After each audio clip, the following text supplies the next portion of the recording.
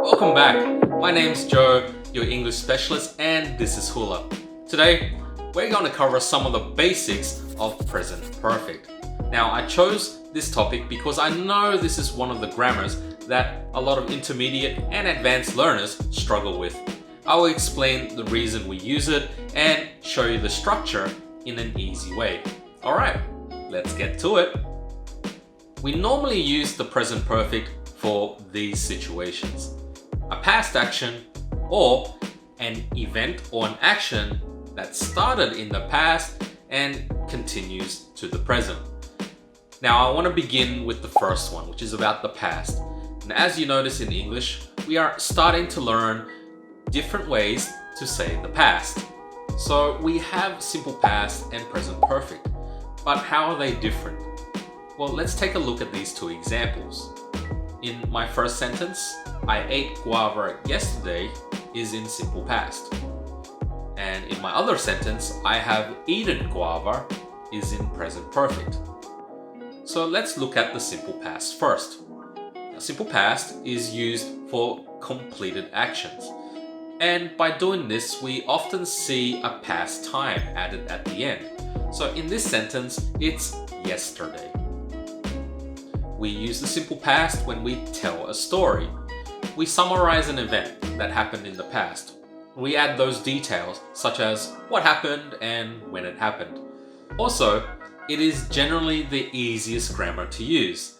Our real-life communication uses the simple past a little more frequently than the other forms. For present perfect, we don't really need to mention time. We focus more on what happened than when it happened, and it's not important to mention the time.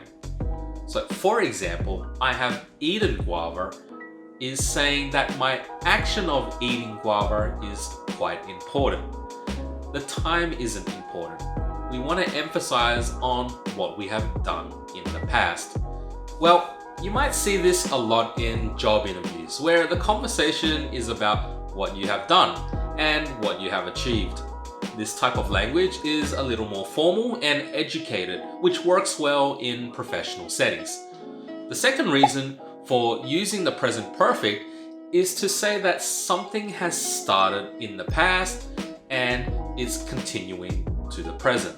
So let me show you two examples. Here in a simple past, Alex lived in Colombia. Now in my present perfect, Alex has lived in Colombia. So in my simple past sentence, we can see that this action was completed.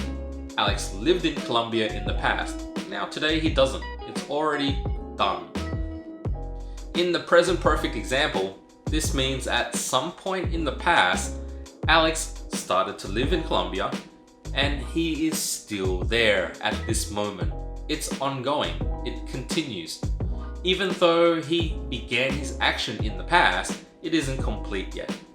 So that is a big reason why we use present perfect. Like for example, you guys have learned English. You started learning English in the past and you're still in progress. Great! So let's hit the books. As with all grammar, we will look at how we form the sentence. Our present perfect sentence structure will look like this.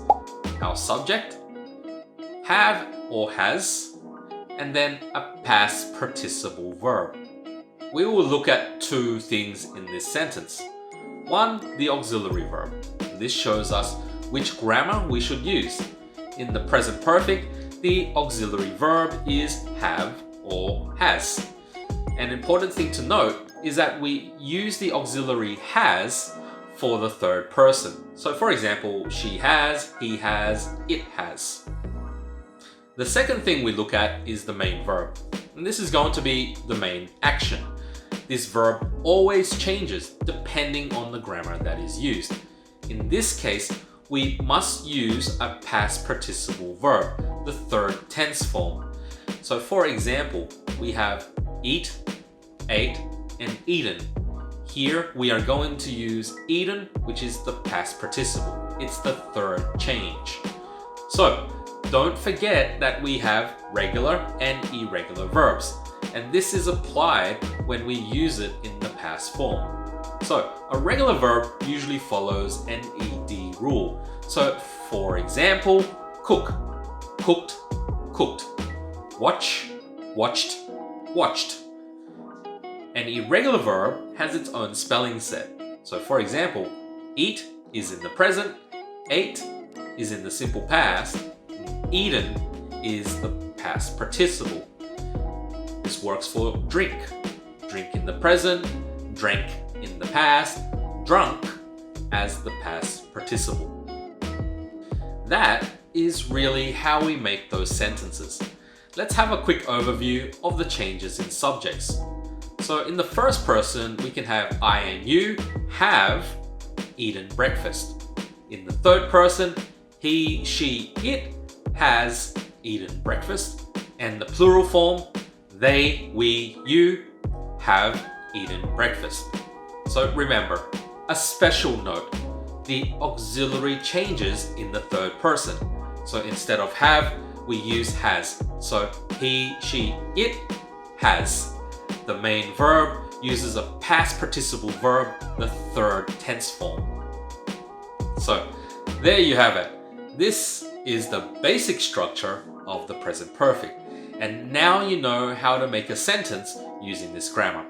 In my next video, I'll show you how to turn present perfect into a negative and into a question. What are some other grammar points that you guys struggle with? Leave a comment down below. I'd love to make a series about those to help you out. Anyway, that's all for today. So don't forget to subscribe and follow my channel and Instagram. My name's Joe, your English specialist, and this is Hula.